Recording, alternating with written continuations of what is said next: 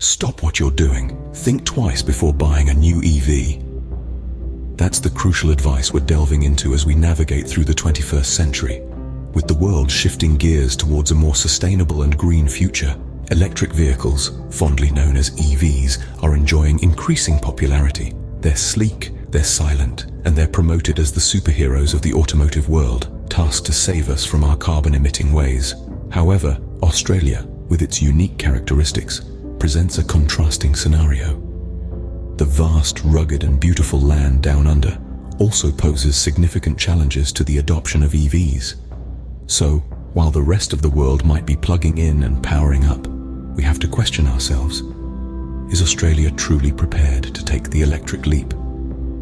In our discussion today, we will scrutinize electric cars, assessing their cost, maintenance, and the infrastructure required to support them. We will probe whether these futuristic vehicles have what it takes to replace our reliable petrol and diesel cars. Firstly, let's look at the cost. Electric vehicles flaunt a hefty price tag, and while the cost of electricity might seem lower than fuel initially, there are other factors to keep in mind. The cost of maintaining an electric vehicle, the cost of establishing charging stations, and the sheer size of Australia, which could require more frequent charging and therefore higher electricity bills. Then we have the infrastructure challenge.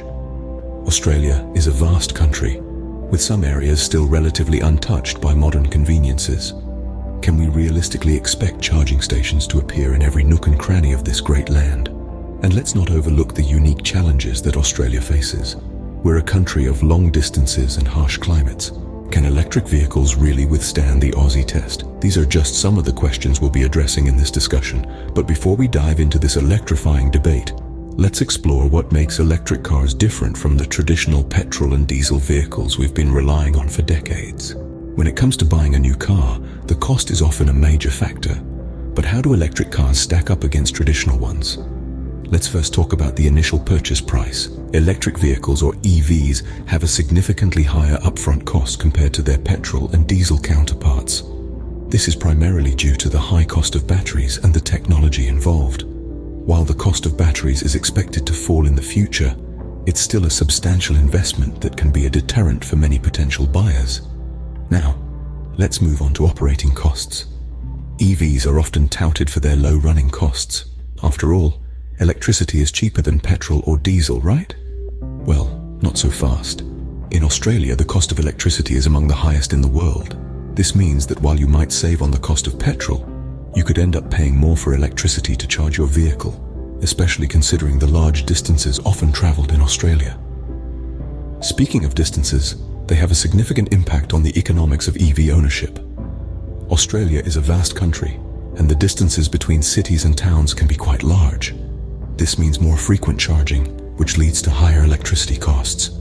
Additionally, the lifespan of an electric vehicle's battery can be significantly shortened by frequent fast charging.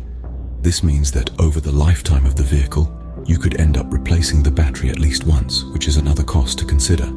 In contrast, traditional petrol and diesel vehicles have a lower initial purchase price and predictable operating costs. While the price of fuel can fluctuate, it's a known quantity that most drivers are used to budgeting for. Plus, the infrastructure for refueling these vehicles is well established and widely available across the country. So, while electric cars may offer savings in fuel costs, their initial purchase price and the cost of electricity in Australia can offset these savings.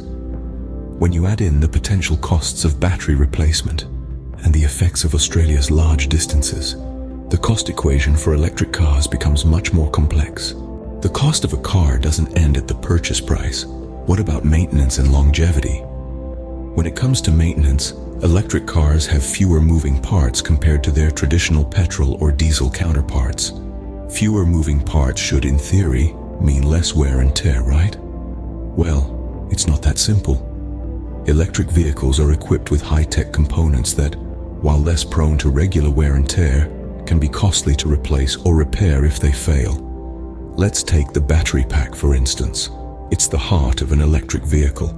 These batteries are not your typical AA batteries. They're complex, high-capacity units that can cost a small fortune. The average lifespan of an electric car battery is around 8 to 15 years, depending on the model and how it's used. Once it reaches the end of its life, replacing it can cost anywhere from a few thousand to over $10,000. Compare this to a traditional internal combustion engine vehicle. Yes, these vehicles have more moving parts, and yes, they require regular oil changes and part replacements. But the cost of these parts and the simplicity of their design means that maintenance can be cheaper and can be performed by a wider range of mechanics. Now, let's talk about the longevity of the entire vehicle. Electric cars are a relatively new technology, and with new technology comes uncertainty. We don't have a lot of data on how long electric cars will last compared to traditional vehicles. We do know that some of the early models of electric cars have already started to face significant issues as they age, including decreased battery performance and costly repairs. On the other hand, we have decades of data showing that a well-maintained petrol or diesel vehicle can easily last 20 years or more. With the high cost of battery replacement and uncertain longevity, the long-term cost-effectiveness of electric cars in Australia becomes a questionable proposition. A car is only as good as its ability to take you where you need to go. But can Australia's infrastructure support the rise of electric vehicles? Picture this. You're cruising down the highway in your shiny new electric vehicle. The sun is setting, painting the vast Australian landscape with hues of orange and purple. But suddenly, your car alerts you. The battery is low. You look around, but the next charging station is miles away, out of reach. You're stranded. Your journey cut short by the limitations of your electric vehicle. This isn't a rare occurrence. Despite the growing popularity of electric vehicles, or EVs, Australia's charging infrastructure is lagging behind. The country's vast distances make it a challenge to ensure that every potential EV driver has access to a charging station when they need it.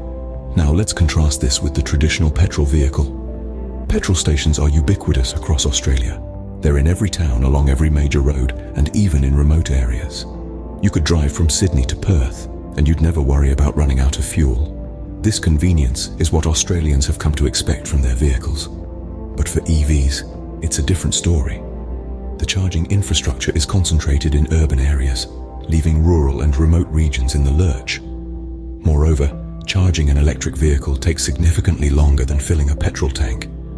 This means taking long road trips in an EV requires careful planning and potentially long waits at charging stations. Expanding the charging infrastructure to match the convenience of petrol stations is a massive undertaking. It would require significant investments in time, money, and resources. And given the vastness of Australia, it's a challenge that isn't going away anytime soon. So, while the allure of electric vehicles is undeniable, they're clean, quiet, and increasingly affordable. The practical reality of owning one in Australia is far from ideal. The infrastructure simply isn't there yet to support the widespread adoption of EVs. Given these realities, it seems the road to widespread electric car adoption in Australia is not as smooth as one might hope. So, are electric cars really the future of Australia's roads? A question that has been explored throughout this video, with compelling reasons to ponder. Let's recap the key points that have been brought up, painting a more nuanced picture of the electric vehicle, or EV, landscape in Australia. Firstly, we delved into the high upfront cost of electric cars. The price tag of these sleek, eco-friendly machines is significantly higher than their petrol and diesel counterparts. And it's not just the sticker price that's a concern. The cost of electricity, especially in a country like Australia with its high energy rates, must be factored into the equation. It's a cost that's only predicted to rise, making the ongoing expense of powering an EV a potential financial pitfall for many Australian consumers. Next, we touched on the challenges of maintenance and longevity. While EVs have fewer moving parts and may theoretically require less maintenance, the reality can be quite different. The replacement of an electric battery, for instance, is a costly affair. And given that batteries degrade over time, the lifespan of an electric car may not be as long as one might hope, adding yet another cost to the tally. Lastly, we highlighted the limitations of Australia's charging infrastructure. Unlike compact European countries or regions in the US, Australia's vast landscapes and long distances between cities present a unique challenge. The lack of widespread accessible charging stations coupled with the long charging times of many EVs can make road trips a logistical nightmare. While the world is moving towards electric vehicles, it seems Australia has a unique set of challenges that may just keep the traditional petrol and diesel cars in the race for a while longer. As we move forward, it's essential to weigh the pros and cons, keeping in mind the realities of our unique Australian context. Because while change is inevitable, it may not always look the same everywhere.